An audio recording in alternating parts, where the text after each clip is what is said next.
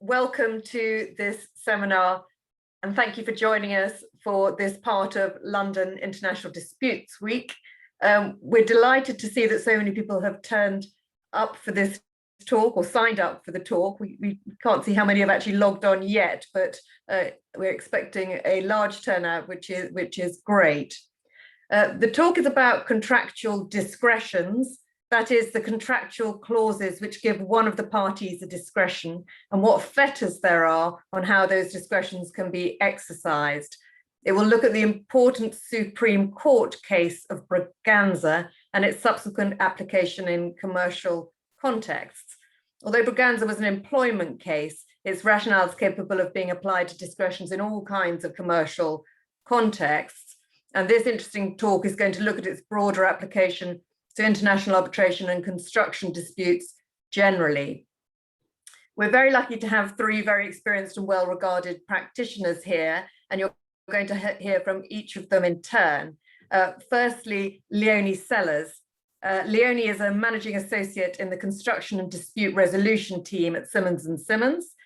She's based in the Dubai office and provides strategic advice on a variety of contentious matters with a particular focus on energy and infrastructure.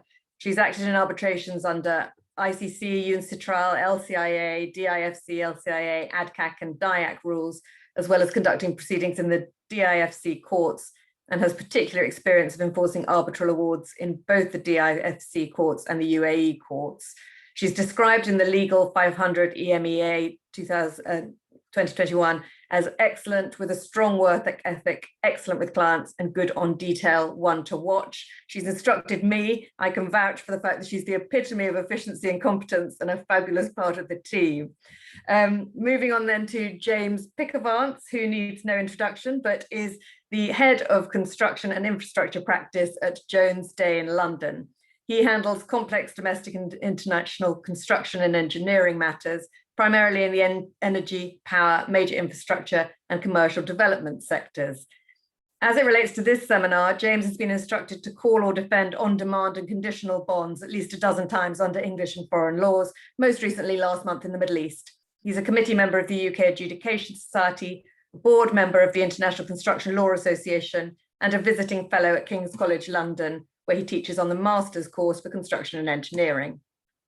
And finally, James Bowling, who's a barrister in my own chambers for Pump Court and is a leading junior at the Construction Bar. He won the Construction Junior of the Year at the Chambers and Partners Bar Awards in 2017 and was nominated as Construction and Energy Junior of the Year by Legal 500 in 2019. He's also consistently been named as one of the four most highly regarded juniors at the Construction Bar by Who's Who Legal, and is recommended for construction disputes in Chambers and Partners, the Legal 500, and Legal's Who for construction disputes. I know him as a friend and colleague, but also as a formidable opponent. The comments in the directories include that he is extremely sharp-witted, able to cut through to the nub of the issue, and someone with great charm and a masterly turn of phrase. I'm sure you'll be seeing that shortly.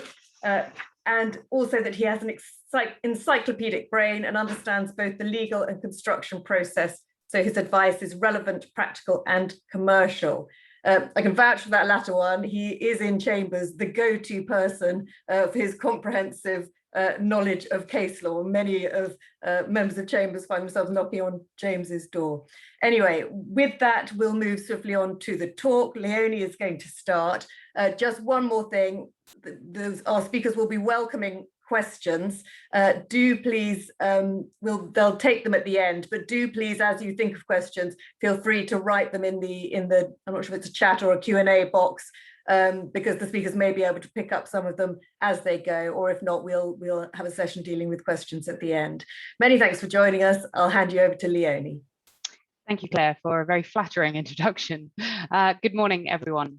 So before we get into the meatier part of the discussion, I'm just going to give you a very brief run through of the background of how we got to where we are today in respect of contractual discretions.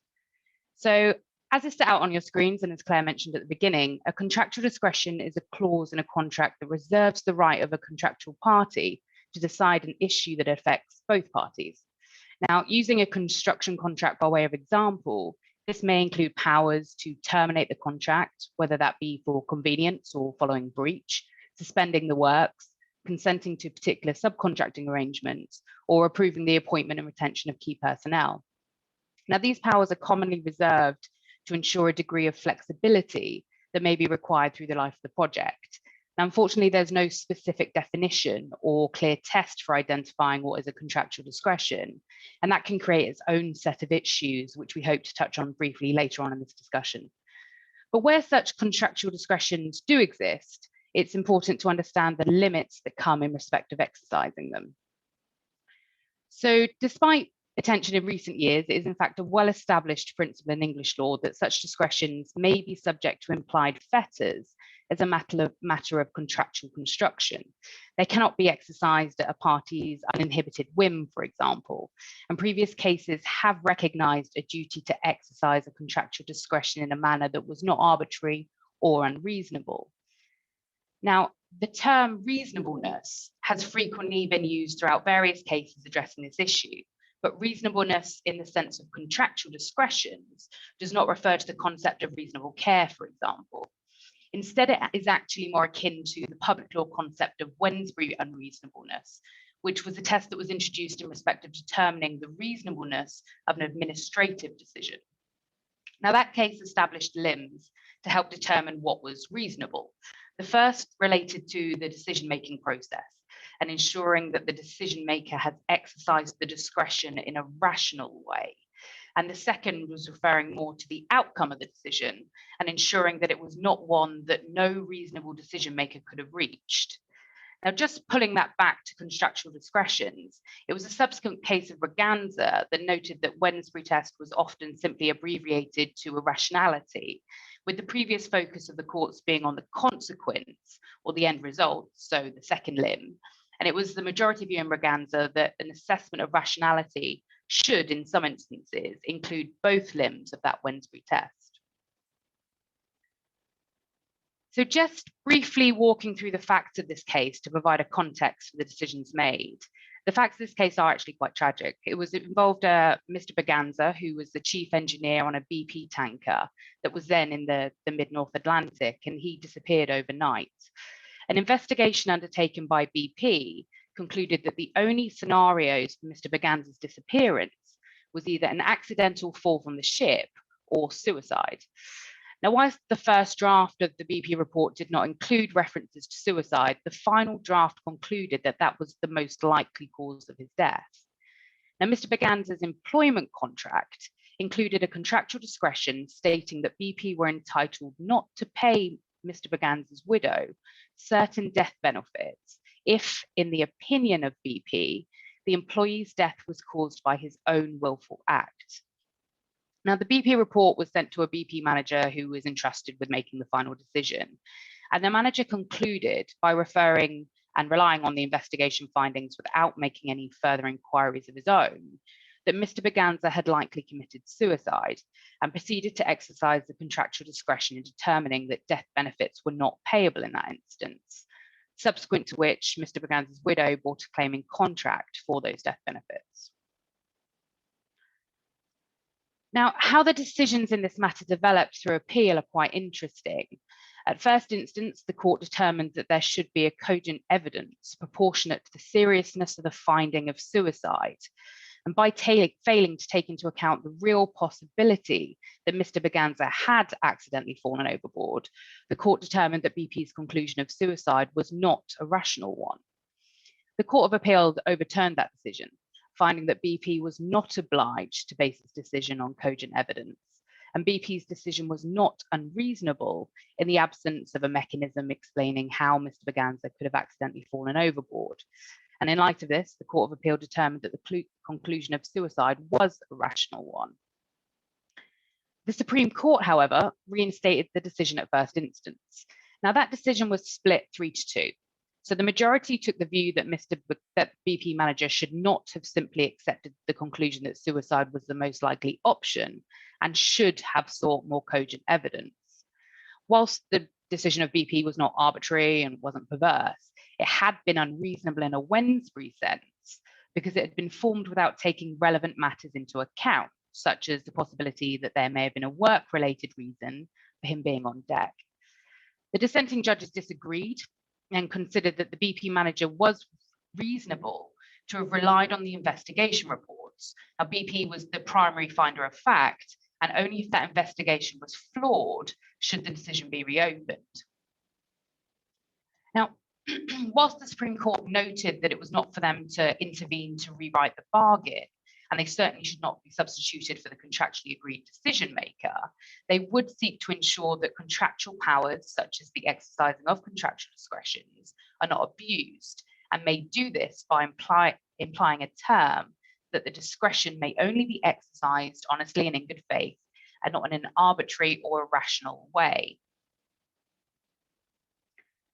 Specifically, all 5 members of the Supreme Court noted that the party who is charged with making decisions, which affects the rights of both parties to the contract, has a clear conflict of interest, which is heightened where there is a significant imbalance of power.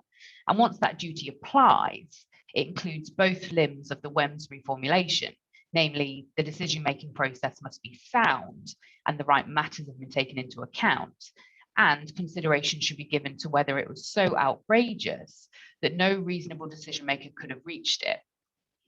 Now, whilst Braganza involved an employment contract, it provided principles that could be applied to commercial contracts more generally. As with any type of commercial project, if parties are working together for a long time and regulating that relationship, then they're bound to come across some issues. But whilst the Supreme Court did not go as far as to limit the Braganza test to employment contracts, they did not flesh out how that test was to be applied more generally. And there are potentially a few issues that might arise in respect of applying this in practice. I'll hand you over to James to discuss that further. Thank you, Leonie.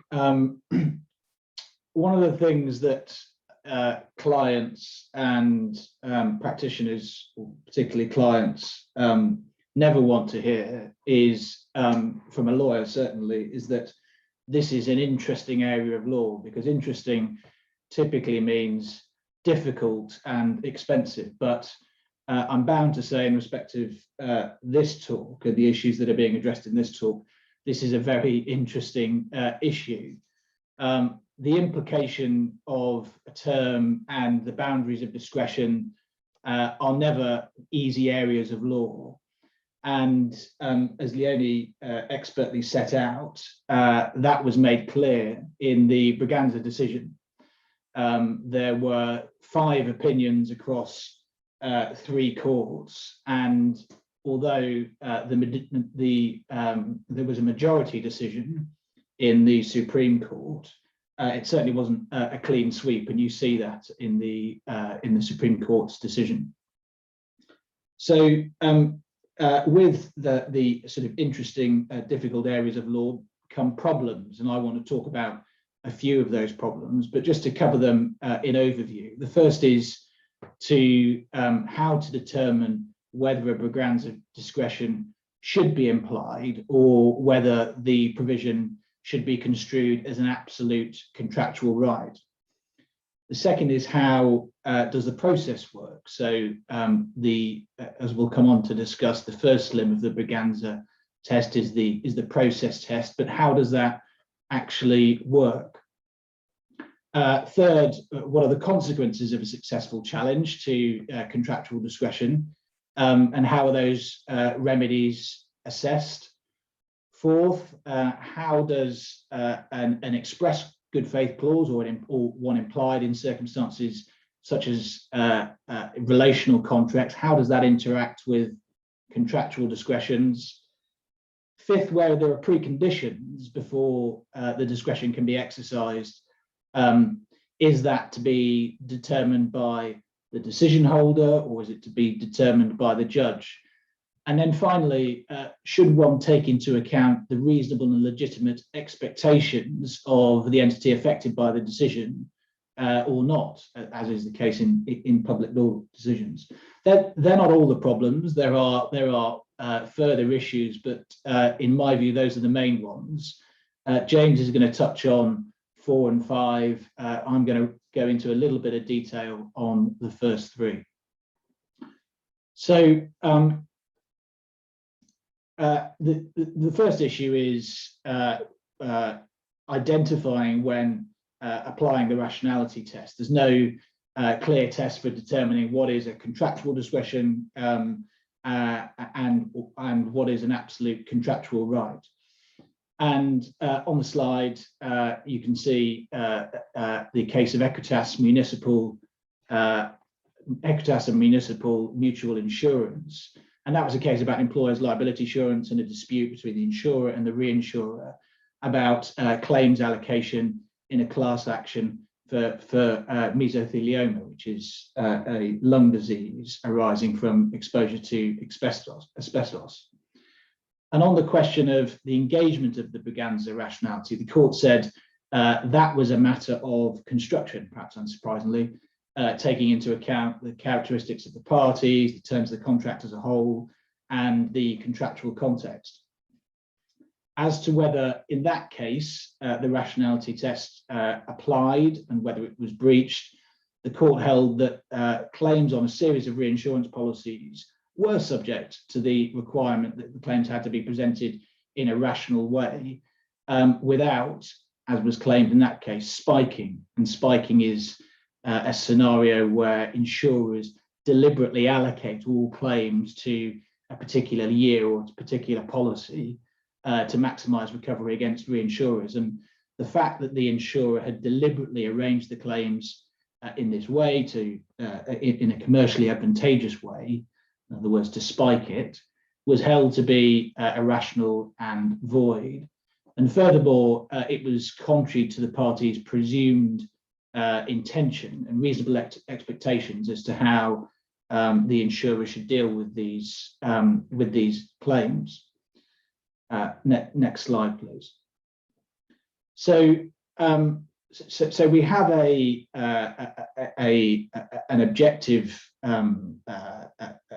sort of application. It is a matter of construction. What sorts of scenarios have the courts considered in terms of determining whether the rationality test applies? And one of them is termination. And of course, termination is directly relevant to construction contracts. There have been a series of cases on whether or not a termination should be subject to the Braganza rationality test. And the courts have, in all those cases, disagreed. Just running through a few of the cases, Mid-Essex and Compass Group, that was a case about a cleaning contract. The cleaners didn't do a very good job, or it was alleged they didn't do a very good job. And they were marked down with what were called service failure points for bad cleaning. And those points accumulated, and ultimately that led to the termination of the contract. And the court held that whether the points were earned was a matter of fact, and whether or not there was a right to terminate was absolute. There was no implied fetter of rationality in either the award of the points or the exercise of the termination power. Just moving back one slide, if I may. There's an interesting quote from Justice Jackson in that case.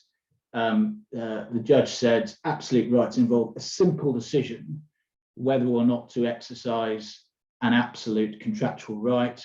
In other words, that's a binary choice, whereas contractual discretions will usually involve an assessment or choosing from a range of options. And that's quite a helpful sort of takeaway for you, because it gives you at least some pithy guidance as to when the Braganza rationality will and won't apply. But I think in the construction context, no matter how tightly you define the contractual obligations, if you're doing any sort of contract that involves parties thinking about things together and a regulation of the parties' relationship, certainly where that contract is long-term, and of course many complex construction contracts, PFI contracts are all long-term contracts, then it seems to me you're going to come across this rationality problem sooner rather than later. So it is an important concept to consider, certainly in a construction contract context. Next slide, please. So the other couple of cases that are considered considered termination. Monk and Largo Foods, the claimant sought damages against the defendant for wrongful termination of the claimant's contract to act as the defendant's commercial agent in promoting the sale of food products. And Cathay Pacific and Lufthansa, that's a really interesting case, one of the most recent cases on this issue. And if you do have cause to deal with Braganza and whether or not rationality applies, I would suggest that not only do you read Braganza, but also the Cathay Pacific case, because it is a very helpful case. And in that case, again, the courts refused to imply a Braganza-style discretion to fetter termination rights. So that's a little bit on when the Braganza test, Braganza rationality test might apply. Let's move on then to process. And in Braganza, the court held that both limbs of the Wensbury test, as Leonie said, applied to the contractual discretion in that case. And the reason the court said is that concentrating on just the outcome runs the risk that the courts will just substitute its own decision for the primary decision maker. So in Braganza and subsequent cases, it's been held that it is the process as well as the outcome that's important. And that's been challenged, in particular Lehman Brothers International and ExxonMobil. There was a question as to whether the court should consider process, but in that case, the court held that process was relevant. Applying the process limb of the rationality test can be difficult, though, given that not all contracts have contractual discretions, or that have contractual discretions are subject to the process requirement. Even where the process requirement is applied, the type of contract, the context, and the terms may determine the standard or review given by the court to the application of the process requirement. So determining what process the decision maker should follow is a vexed issue, it seems to me. Next slide, please. And if we're thinking about what sorts of things the decision maker might need to, the sorts of process that the decision maker might need to follow, here are some examples. The decision maker may need to act honestly and in good faith, shouldn't exercise the discretion capriciously, perversely, or arbitrarily. It's an obligation to exercise the contractual discretion for the intended contractual purpose, not a collateral purpose, taking into account relevant considerations and ignoring irrelevant considerations. So it's sort of common sense stuff as to what the considerations the decision maker has to take into account. Next slide, please. An interesting question is what standard needs to be applied when following the process. And Braganza seemed to suggest that it's not the same standard as the same high standard as with a public body. The process requirement is probably subject to a materiality threshold. So if the court concludes that the outcome would have been the same absent a given procedural default, then it may hold that the breach of the due process requirement to be a nominal breach. And an interesting case here, a relevant case, I think, is West India Quay and East Tower Apartments. And in that case, that was a case about the application of the Landlord and Tenant Act 1988 in a residential context, and it examined issues which arose from a long leasee of a flat applying to its landlord for consent to assign. Not the most thrilling of issues, dare I say, but according to property law, is a very important one. But the court held there that where the landlord refused consent on 3 grounds, 2 of which are reasonable and 1 of which is not, the refusal of consent is still valid. And that's quite interesting. In essence, what the court is saying is that there is a materiality threshold to overcome before the court will say, actually, no, the process has not been followed correctly. And you might draw parallels with adjudication, for example, where the courts have held repeatedly that for there to be a breach of natural justice, that breach needs to be material. And what the court, this is one example of where the courts, I think, are trying to control the arguments or the sort of the wings that the Braganza rationality test gets by saying, look, you really can't say that the process hasn't been followed unless you can clearly demonstrate it. And I think that has some practical application, because if you are the decision maker and you are setting out why you have made your decision, then you may well decide to set out in more detail rather than less the process that you followed, on the basis that if some elements of the process that you have followed are held to be wrong, at least you're increasing your chance that some elements are held to be right, and you don't fall foul of the materiality test.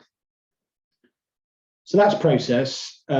What happens if the discretion is irrational? What are the remedies? And the public law response to a Wednesbury unreasonable decision is discretionary. It will quash and redirect the exercise of discretion by the decision maker, and it will. The result is that there will be one will decline to interfere on the basis that the evidence showed to the decision maker could reach the same conclusion by a rational process. In contractual cases, in most cases, I think the remedy is going to be a claim for damages. Not necessarily so. It could be the decision, the irrational decision could be held to be void, and we saw that in the Equitas case. But I think in most cases, the remedy claimed will be damages, which will in turn require an assessment of what the outcome would have been had the discretion been exercised lawfully. And in some cases, the court will perform an independent calculation, but in other cases, the court would recognise that that approach would not permit the judge simply to substitute his own view of what would have been reasonable in the context of the decision maker, but requires the judge to put himself in the shoes of the decision maker and consider what decision would have been reached had the decision been made in a rational way in the first place. Another consideration is whether the doctrine of minimal performance applies, and that's where the contract breaker has alternative modes of performance open to him, damages assessed on the basis that the least onerous option would have been chosen, and that applies whether a range of reasonable decisions open to the decision maker. And there are a few cases there on the slide where that issue has been considered. So a number of issues, I think, with the Braganza rationality test. As I said at the start, it is an interesting issue, and navigating the quagmire of all of these problems is not going to be straightforward, but hopefully James is now going to tell us how it's all terribly straightforward and that the future is clear and bright. It's tempting to say it's not clear and it's not bright, but that wouldn't help people very much. James, Leonie and Claire, thank you very much for that. I'm just going to talk about some things that might arise in the future, because Braganza is very much, I think, the start of this debate, and it's been a series of cases in the sort of 5 or 6 years after it was decided, which make that clear. And I'm talk about the implications of that as I go along. Can I just say, before I get into that, firstly, if you've got questions, particularly difficult questions for Leonie and James, keep them coming. I would hate it to think that people were saving up their questions for my encyclopedic knowledge of case law. I should say that I hate that quote. I wish people wouldn't use it. The most important reason being is it makes my very difficult for my clerk to charge for any time spent on research. But more fundamentally, in the present context, this is one of those areas where you simply can't find the answer in the existing cases. And it's going to be very difficult to work things out in the future. James has highlighted some of the problems with that. I'm going to talk about how those problems might, seems to me, work themselves out in future. But just to come back to Leonie's point at the start, Braganza isn't something new. It's been around for a while. Contractual discretions, reserved powers are not anything new in in contracts, and particularly construction and energy work that we deal with, where the parties are working with and around each other, and also with an engineer or a contract administrator for months or years. And no matter how well designed and thought through the works are at the start, it's perfectly obvious that not everything can be thought of in advance, even leaving aside question marks over things like variations and so forth. And the parties are of a necessity going to have to reserve things to the future.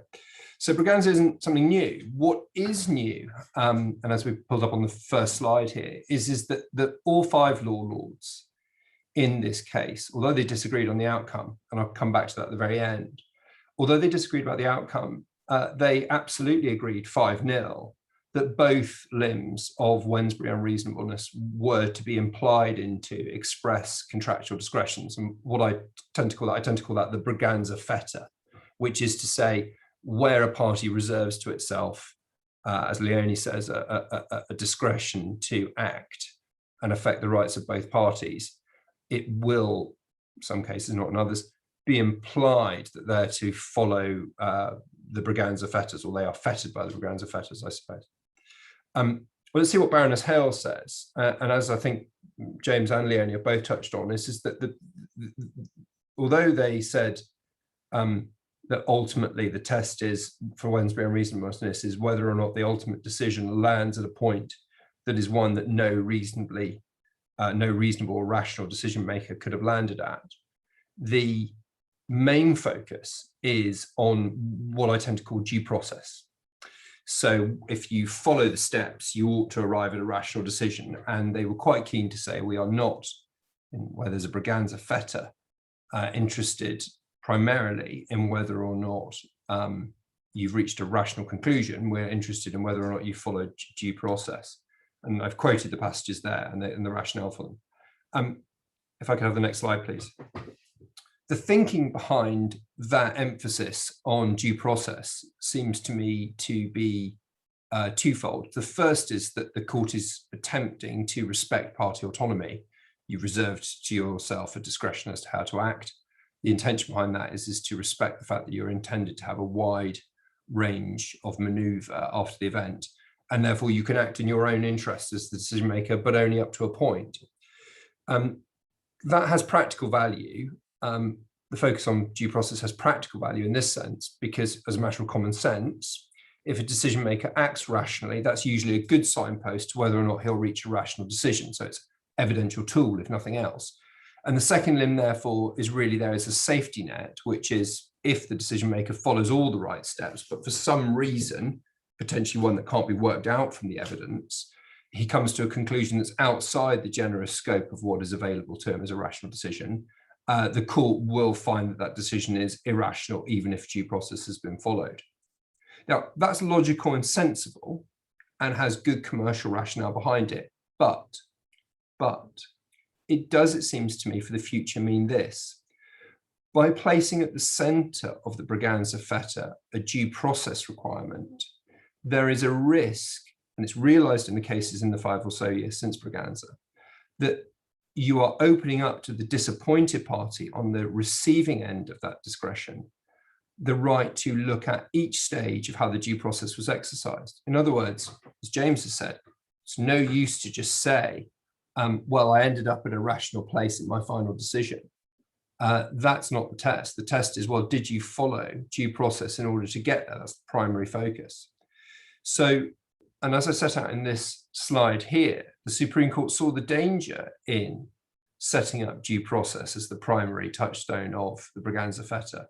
And if you look at the quotes at the bottom, They say things like this: it would be a mistake to expect of a lay body the same expert, professional, and almost microscopic investigation demanded in court.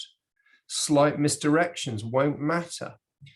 And it may be that the same higher standards that are expected in the administrative court of a public body or a quango or whatever, making a public law decision, that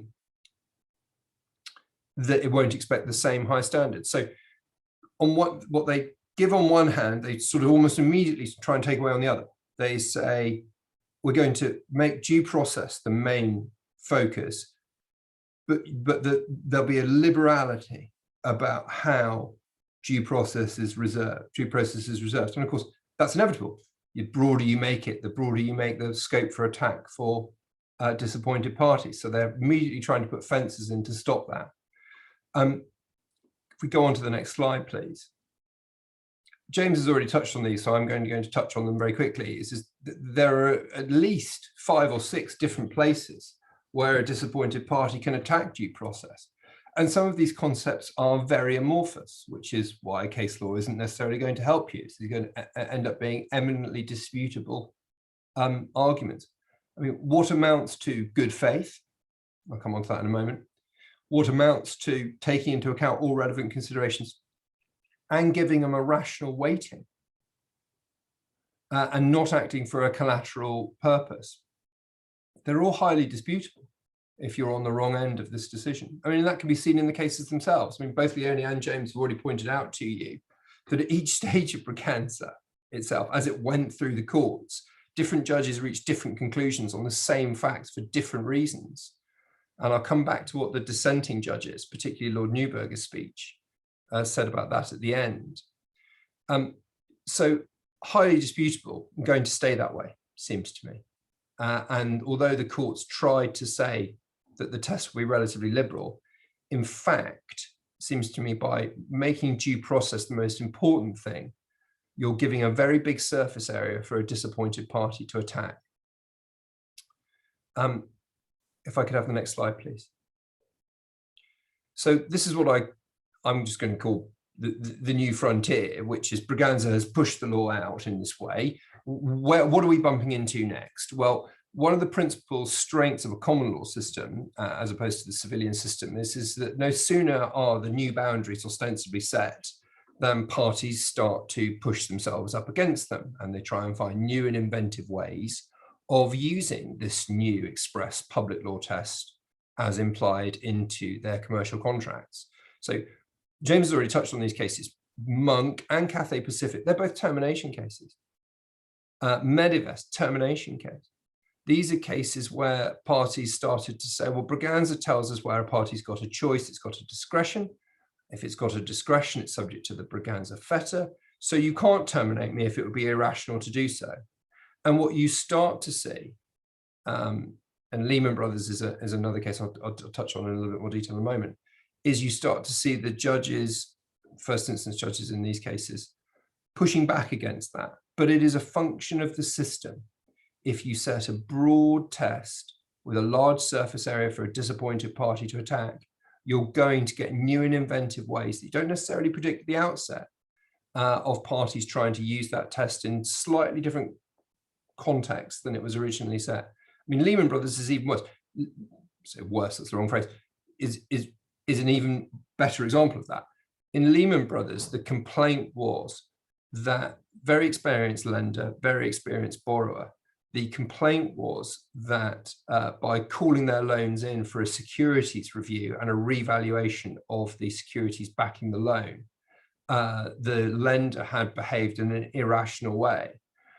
And Mr. Justice Blair remarked that there simply wasn't room in that context for implying the Braganza fetter. So you're starting to see parties taking this doctrine from an express reserved clause, express reserve power, and starting to try and push it into other clauses. And there's plenty of room for argument about that. And sometimes it will work and sometimes it doesn't.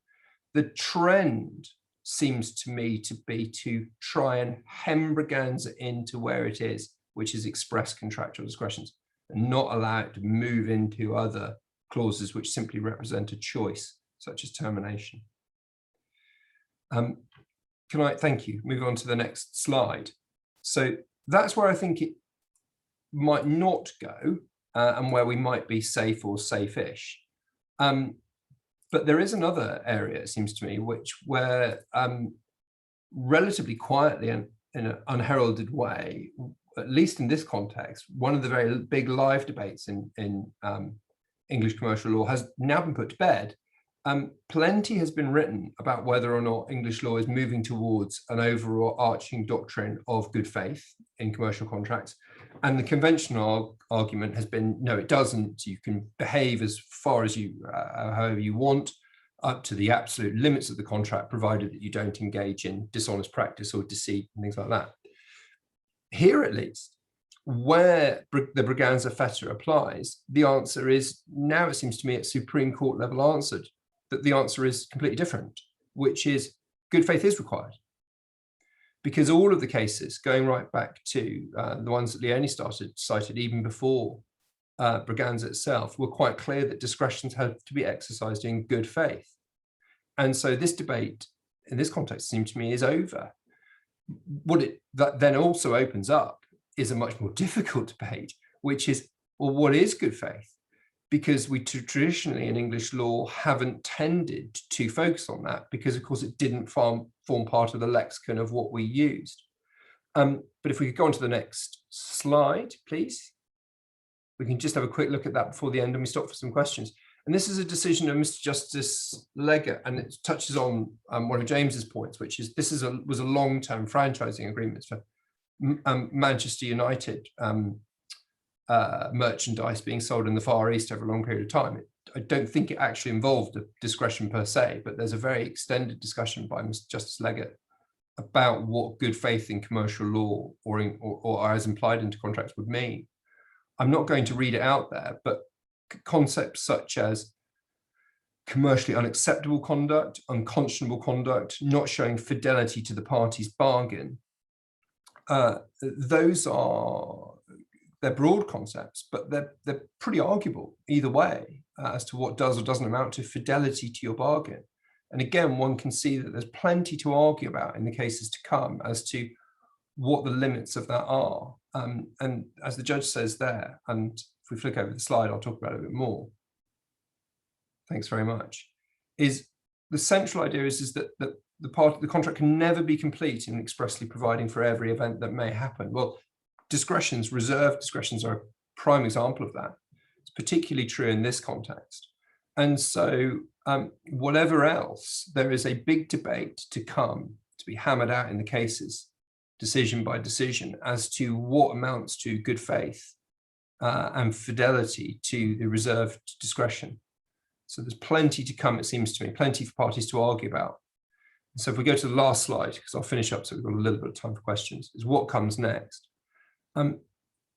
Braganza is a classic case of how, a classic example, I should say, of how difficult cases push the law forward. If you've got time to read it, it's worth reading. Mr. Braganza was a very experienced engineer. He went out on deck on the BP British Unity oil tanker in fine weather to check the weather equipment, and he was never seen again. Review of his email records indicated that he might have had depression and that he had money worries. It was very difficult for BP, and there was no express criticism that BP had in any way in its investigation set out to do any kind of hatchet job on Mrs. Braganza. It's very, very difficult, reflected in the fact that 3 courts reached 4 different conclusions, because of course there's the minority decision, as to what they should and shouldn't take into account and what finding they should or shouldn't make. The Lord Neuberger's dissent is particularly powerful on that. And it's entirely possible to read the majority, nod along, and then it's entirely possible to read the minority and nod along with that too. So difficult case pushing the law forward. But it doesn't tell you a massive amount about how that discretion is to be operated in practice. And that is a very fertile area for disappointed parties to have a go in future. As I say, we've trotted through some of the cases as to when and how they've done that already. Plenty more to come on that, because this remains a highly disputable area of the law. It will always remain highly disputable on the facts, because what amounts to good faith and fidelity to your bargain? Well, that slightly depends on where you stand in relation to the decision. But equally, there are some live legal points, and James has touched on some of them already. Is an irrational decision void or voidable? In other words, can you waive it and affirm the contract? My instinct would be, if you ask me from first principles, is that a decision which is irrational is void for simply being outside the clause. But that doesn't seem to me to be a totally satisfactory answer. And it's not consistent with the public law approach, which is that sometimes irrational decisions won't be quashed. How is the materiality test going to work? The causation test, which is it that irrational considerations are going to drive out rational ones? The answer from West India Key seems to be no. And that, again, that on the other hand would be largely consistent with a conventional approach, which is, well, actually, if it would have made no difference, there is no breach. But I don't know the answers to those things. There is no encyclopedia of case law that can tell you, whether from me or from anyone else. They will be hammered out on the anvil of litigation in the months and years to come. We've tried to give you a broad roundup of where the law came from, where it is, and where it's going. We hope that's useful. And if anyone has any questions, to the extent that we've got time to deal with them, I think we'll deal with them now. But thank you very much for all your time. Thank you very much, Leonie, James and James. There are some questions in the Q&A, some interesting questions. Let's just go take them in order, I think. I don't know who wants to deal with the first one. Would an issue such as a contractor's decision on how much resource workforce should be allocated to a project be an exercise of discretion? I'm happy to take that one if no one else does, because I think the answer to that is no.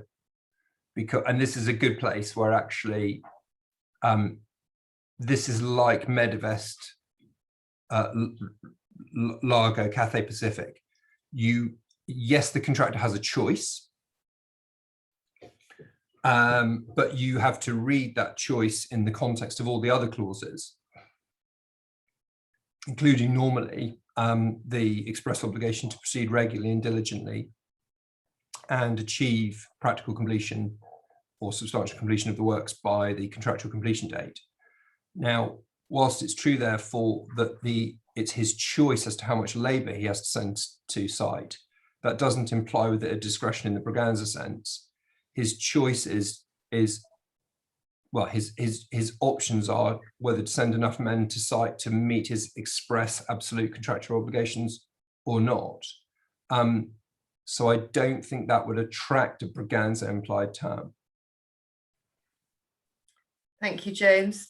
Moving on to the next one. To which extent would the parties be allowed to contract out of Braganza fetters, i.e. to frame some discretion as an absolute contractual right of the decision maker? I'm happy to take that. The parties, for stating the obvious, the parties are entitled to contract how they want. And if they're able to frame decisions in the absolute sense, then all well and good. But I think if we look in the context of construction projects where project managers, contract administrators and so on have a range of decisions to make, and sometimes those decisions are unilateral decisions, then certainly it is going to be, in my view, difficult to contract out of the implication of a Braganza type fetter. So not impossible, but I think in practical terms, there are bound to be scenarios where the rationality test will be applied, particularly in, as I said earlier, in contracts where the relationship is one, it is ongoing and over a sort of period of time. I just add to that. One is you do see clauses that say absolute and sole discretion. Yeah. at least in the context of what I do, sometimes that's for things like aesthetic choices, which are totally subjective. So I have to approve materials or finishes and things like that. But even then, there is case law that says that the discretion has to be exercised honestly. It's basically impossible to contract out of your obligation to act in an honest way, even if it's in your sole discretion. And honesty, of course, doesn't just mean honesty. I mean, it would very arguably, it seems to me, to be dishonest, for example, to deliberately withhold an approval in your sole discretion to teach the contractor a lesson because he'd done something that disappointed you somewhere else on the contract. You would be acting for a collateral purpose. So Braganza might come in even on a sole discretion, it seems to me. So that flows into the next question to some extent on the overlap between the Braganza discretion and questions of reasonableness. The question is, when a party has a discretion to give consent under a contract, but such consent must not be unreasonably withheld or delayed, is this likely to expose the application of the Braganza feta?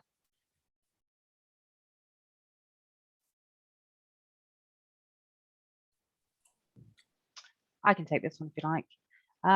So where there's, and obviously that's an express prescription in respect of the limitations, and where there is that express prescription, I don't think you'd necessarily have an implied term overlying that. But again, like James just mentioned, the reference to reasonableness may in some way overlap with the implied term that limits the contractual discretions. I don't know if you have any further thoughts on that, James. There are two Jameses, but I think you mean of me. course. I did based on the previous yeah, one. I mean, I think that's right. Is a reasonableness is probably in this context a higher standard than rationality, because the idea is that you could reach a rational decision which wasn't reasonable, but where the clause uses the word reasonable or unreasonable, that effectively ousts Braganza and replaces it with a test of reasonableness, which tends to be a more absolute one. But very often the considerations will be the same. I mean, a rational decision, a reasonable decision will also of necessity be a rational one in the normal course of events. But you'll take it from the express words. So if there's a reasonableness test baked into the clause, you won't need to go off to a Braganza situation. They've been around for years. I mean, in leases, for example, landlords consent to assignment not to be unreasonably withheld. That's been there. That's slightly old hat. That's a different set of clauses. Hope that helps. The next question is, are there any cases where Braganza has been applied to shareholders' agreements and the contractual relationships between shareholders? I'm not aware, but I'm tempted to call James's bluff, and let's hear from the encyclopedia himself. But I'm not aware of any. But James, you may know one. Further specialist advice is available in Chambers. No, I'm more seriously, I'm not aware, but I can see. I mean, it slightly depends on the memoranda and articles as to whether or not decisions about how to treat shareholders, particularly in relation to member benefits and so on and so forth, and sort of poison pill and golden handcuff type provisions. I mean, certainly there's a very big debate about, in the very closely analogous situation of bonuses,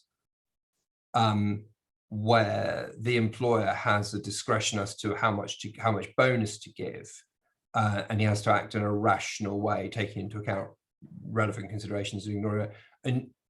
And that certainly, it would seem to me, a kissing cousin to dispute whether or not to memoranda and article type reservations of power. If there hasn't been one yet, I suspect there will be one. It's fertile ground, I think. Almost certainly will be one in due course. Yeah, I agree. The next two questions both relate to good faith. Firstly, whether the panel sees future courts undertaking a comparative analysis to develop the law on what amounts to good faith with reference to the civil law concept. And secondly, whether an express obligation to act in good faith affects the application of Braganza. Well, I think this has already happened. If you look at the good law, well, first of all, parties are entitled to refer to whatever law they want when trying to make their case. If it's not English law, then at best it's only going to be of persuasive interest to the courts. But I'm aware of at least a couple of cases where civil law cases have been cited in favour of the implication of a good faith term.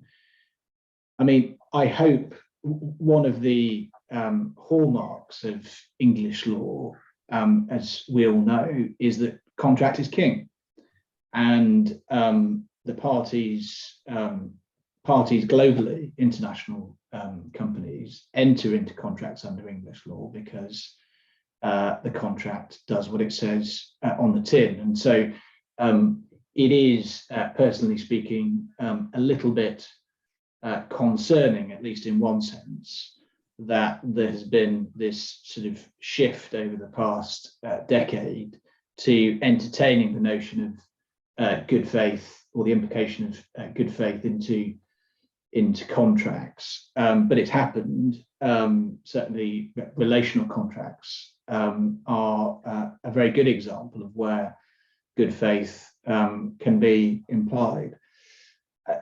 I think the case law has developed sufficiently now that the courts don't need to have reference to a civil law context. And of course, civil law jurisdictions, I mean, good faith under Swiss law, for example, is both set out in the civil codes and in a series of court decisions, and it is much more invasive than I think the way in which good faith is developed in English law.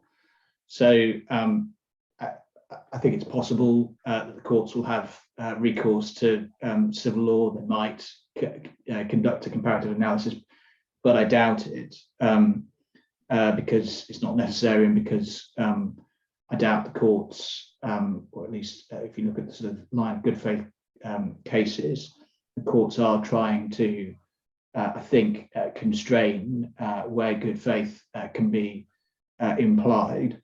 And I don't think there's any appetite for the sort of pervasive good faith doctrine that one sees in civil law jurisdictions. Thank you, James. The next question on termination rights: is it then settled that a party with a right to terminate can exercise it as they wish? Is that the effect of Rupert Jackson's judgment? Well, I think it's going to be difficult. I mean, there's a trio of decisions, isn't there, I referred to. Nothing is ever settled. It depends on the contract. It depends on the way in which the termination provision is put together. But I think it's termination has been fairly clearly expressed to be an absolute right of the party terminating, and for good reason. I think if the ability, contractual ability of the party to terminate is agreed between the parties, and there is no, in my view, there shouldn't be the implication of a Braganza type rationality test just because a party wants to terminate. It seems to be a very good example of an absolute contractual right. But of course, termination is a very contentious issue, and I've no doubt that a party against whom termination is exercised will want to argue that termination is improper because of the way in which the process in which the party terminating followed. But I would give low prospects of success to any party seeking to imply irrationality into termination provision. I think that must be right. We're slightly running out of time, but one, a court has already set its face and is going to keep setting its face against the idea that if you've got an accrued express right to terminate, that the court should somehow take that away by implication, or your contract should take that away by implication.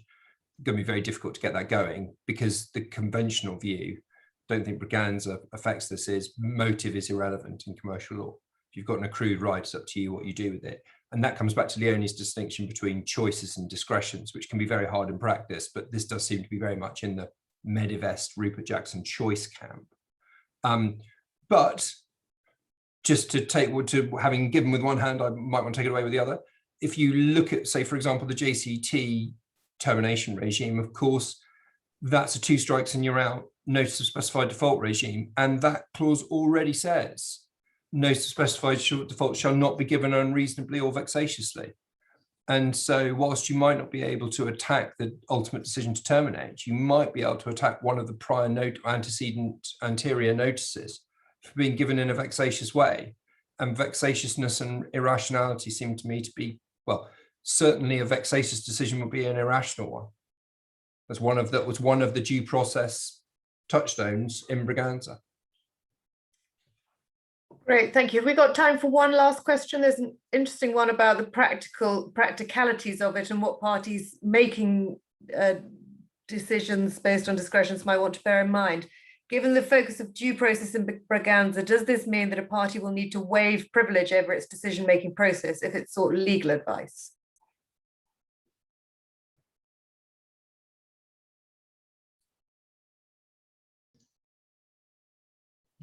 I can start that off. I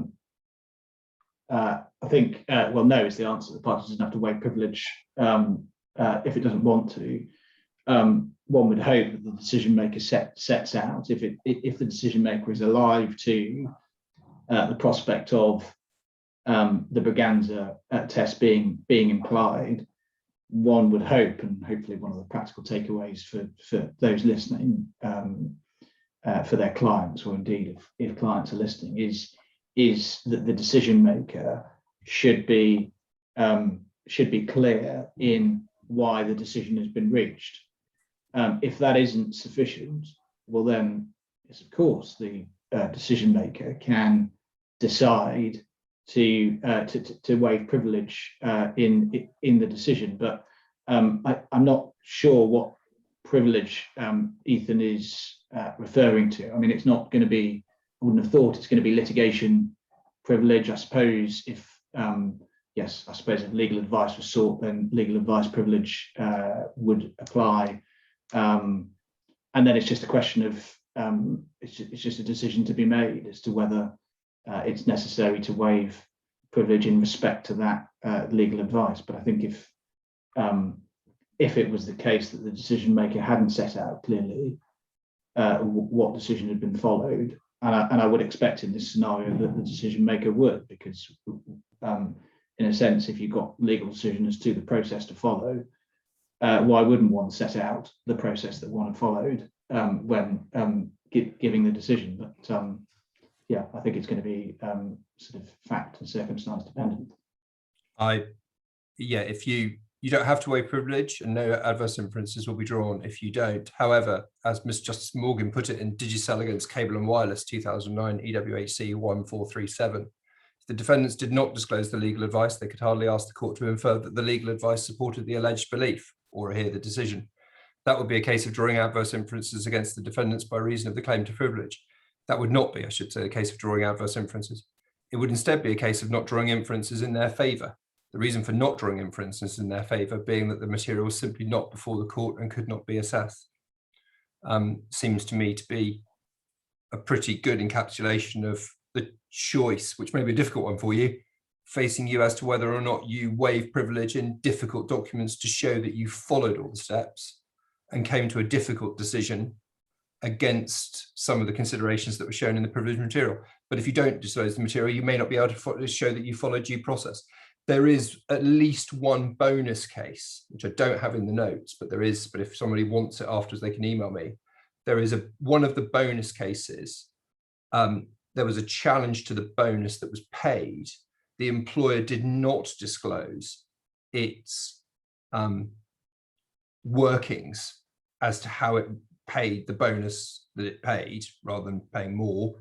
And the court expressly declined to find that it would infer that the process had been properly followed in the absence of evidence from the bank. So that's a very good example of if you don't weigh privilege and give the material, the court won't make positive inferences pace digicel in your favour.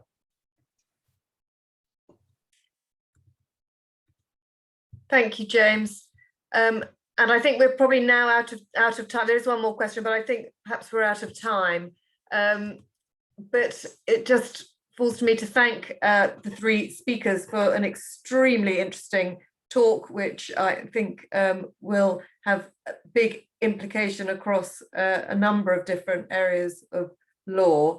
And to thank those of you watching for attending, and for those who have participated in some very interesting questions. Thank you very much. Goodbye.